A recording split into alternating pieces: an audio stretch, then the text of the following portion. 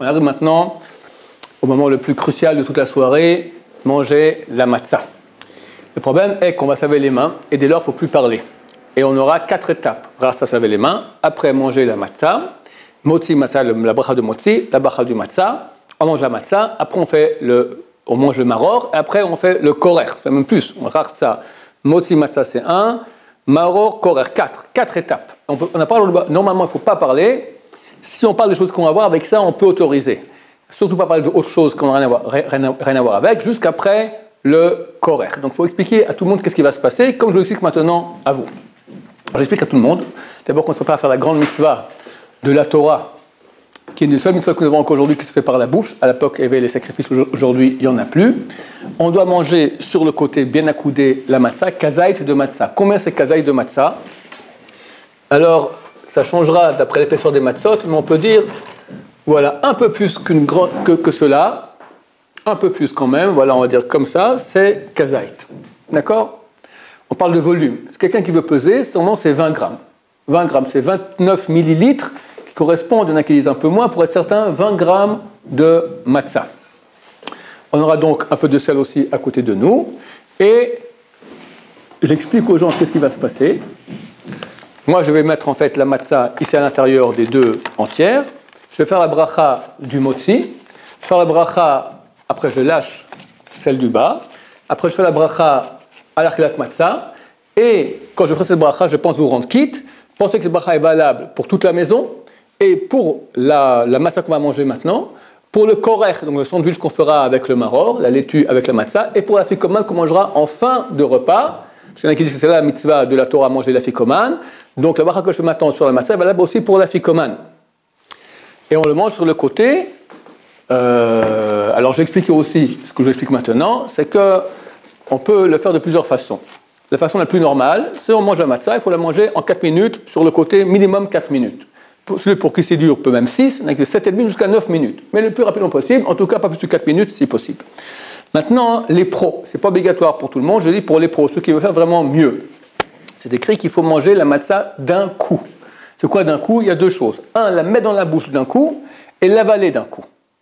Alors, comment faire pour mettre ça, un morceau comme ça d'un coup dans la gorge, dans la bouche? C'est impossible. Alors, on va la cruncher complètement en petits morceaux et après, d'un coup, hop, on la met comme ça et on mâche et on avale. Le temps des 4 minutes est calculé depuis qu'on a avalé. Donc, si on avale d'un coup, ça prend 2 secondes, ce n'est pas un problème. Si quelqu'un se prend du temps de manger la matzah, il doit savoir que le temps des 4 minutes commence du moment qu'il a avalé. Le maître de maison mangera, si possible, à couper des 2 matzot. Et celle qu'on appelle la matzah, et celle qu'on appelle le motzi. Parce qu'on ne sait pas exactement lequel est matzah, lequel est le motzi. Alors le mieux, vu qu'on fait les 2 brachot, on fait amotzi, après on fait alechalat matzah, on fait 2 brachot, c'est bien qu'immédiatement après qu'il fait la bracha, il profite de la chose sur laquelle il a fait la bracha. Vu qu'on ne sait pas c'est lequel des 2, on prend des 2, il coupe donc comme ça un peu des 2, et met un peu dans sa bouche. Même pas besoin d'être sur le côté, et met dans sa bouche sans avaler. D'accord? Au moins, il a commencé à manger directement après les 2 brachot qu'il a fait. Et il donne aux convives des petits morceaux des 2. Pas besoin beaucoup, un tout petit peu pour que chacun ait un peu des matzahs du plateau. S'il y a trop de convives, alors les convives prendront des matzot faites à la main d'un autre endroit qu'on aura mis auparavant sur la table. Combien de kazetot on doit manger? Donc kazait, j'ai dit, c'est à peu près comme la paume de la main, un peu plus, d'accord, le volume d'un cube de 3,1 cm de côté. On doit manger minimum 1. Donc c'est bien, pas obligatoire, mais c'est bien de manger 2. Le maître de maison, lui, c'est encore plus important qu'il mange des 2 parce qu'on ne sait pas, comme j'ai dit, c'est lequel c'est le motzi, lequel c'est le matzah. Donc il mangera des 2, c'est pas trop compliqué. Ce qui est plus compliqué, c'est de manger ça d'un coup, comme j'expliquais auparavant. Quand on mange la matzah, il faudra penser qu'on fait la mitzvah de la Torah de manger la matzah. Et pourquoi est-ce qu'on le fait? Pour se souvenir que nos ancêtres n'ont pas eu le temps de laisser fermenter leurs pâtes, tellement le départ était précipité. On est sorti rapidement d'Égypte. Dès maintenant, on va se laver les mains, on fait la bracha Nishatadaim, et dès là, on ne peut pas parler. On peut parler, si c'est vraiment nécessaire, sur les choses qui concernent la mitzvah qu'on doit faire. Le mieux, c'est pas parler. Moi, ici, pour bien vous expliquer à tous, je vais faire comme si, mais je vais parler un peu au milieu pour expliquer ce que je suis en train de faire. Mais quand vous le ferez en vrai, quand nous le ferons en vrai, on ne parlera pas. Alors, on prend maintenant le kéli, l'ustensile, on se lave 3 fois la main droite, 3 fois la main gauche.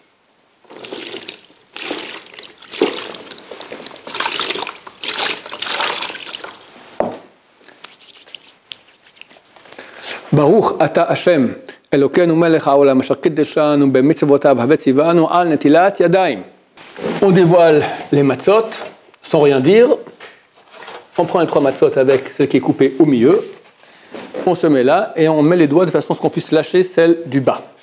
Et on fait signe à tout le monde de penser qu'on va passer le bracha maintenant, on va rendre quitte la matzah qu'on mange maintenant, le korer et la fikoman en fin du repas.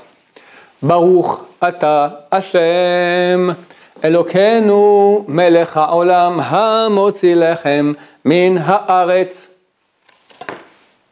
Baruch ata Hashem Elokeinu melech haolam asher kiddeshanu b'mitzvotav vetzivanu al achilat matzah.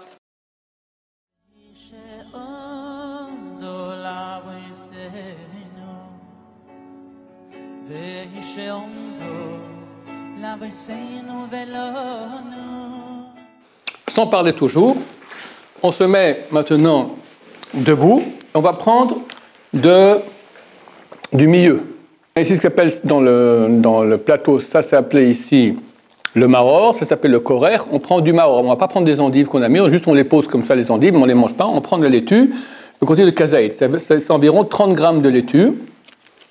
Et de nouveau le volume d'une boîte d'allumettes standard universelle. Voilà, je pense qu'ici, voilà, on va dire un peu plus encore pour être certain. Le mieux, c'est prendre le cœur, parce qu'on est certain qu'il n'y a pas de petites bestioles là-bas. Et je pense rendre quitte tout le monde. Et là, il faut, j'aurais déjà expliqué auparavant, que quand je fais la bracha sur le maror, il faut penser rendre quitte aussi le korer, le sandwich qu'on fera après, matzah et maror ensemble. Qu'est-ce qu'on va faire avec le maror? Une fois qu'on a notre quantité ici de maror, on la trempe dans la charoset. Maintenant, le Shulchan Aruch, c'est bien. La coutume, c'est de tremper un peu. Mais si on fait vraiment bien les pros, c'est pas obligatoire, on la trempe complètement comme ça. Il faudra qu'on l'écrase bien comme il faut dans la charoset. Et après, on la secoue de la charoset. Pourquoi on la secoue? Parce qu'il y a trop de charoset. La douceur va annihiler l'amertume, le goût amer du maror. Il faut que ça ait un goût amer. Donc, on trempe complètement. Et après, on secoue le maror, et on fait la bracha en rendant quitte le maror et ce qu'on va manger dans le korer. Baruch ata Hashem Elokeinu melech haolam asher kiddeshanu b'mitzvotav vetzivanu al achilat maror. C'est bien de le mettre d'un coup dans la bouche. On va essayer de faire kazaït. Essayez aussi d'avaler d'un coup si possible. Ensuite, on va passer au korer. Tout cela, c'est sans parler. On va prendre kazaït, la matzah, avec kazaït de maror. Pour la laitue utilisée pour le korer, on tâchera de la prendre de l'endroit du plateau qui est appelé chazeret, tout en bas du plateau. Alors que pour le maror, on aura pris de l'endroit qui est appelé maror, qui se trouve au centre du plateau. On fait une sorte de sandwich comme ça, et on dit les 3 mots suivants. Zech al-Mikdash kehilel, et cette fois de nouveau aussi, on trempe tout cela dans la charoset, mais pas besoin de secouer. On trempe, et on peut laisser aussi avec la charoset dessus, pas de problème. Et on se mettre de côté, et de nouveau, on mange. Je rappelle qu'il est bien qu'il y ait toujours les ingrédients qui restent pour tout donc le reste de la matzah, j'en reste toujours un peu ici, dans le plat de la matzah. On a fait maintenant les 3 étapes les plus dures, les plus importantes de cette soirée. Donc la matzah, le maror et la gala de Pessah. Et maintenant, on va passer au repas.